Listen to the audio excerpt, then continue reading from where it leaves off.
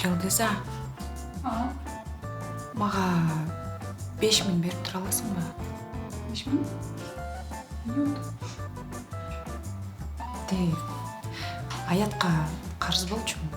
Азыр ашыкча акча жок болуп атат. 5000 жок, бере албайм.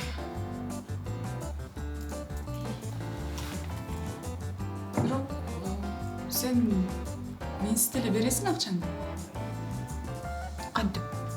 Биз мындай билинбеген майда чүйдө нерселерге көп акча каратабыз да, 50 сом, 100 сом деп атып эле аябай көп акча кетип калат. Мисалы сен кофең канча сомго аласың?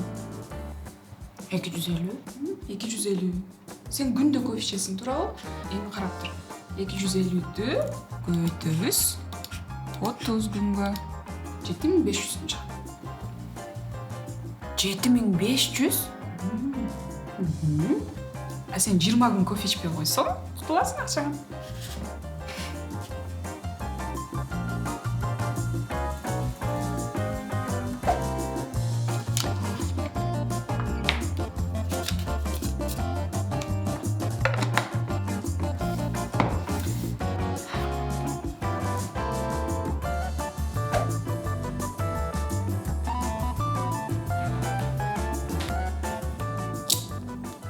Агерим, мага 1000 сом акча берип тура аласыңбы?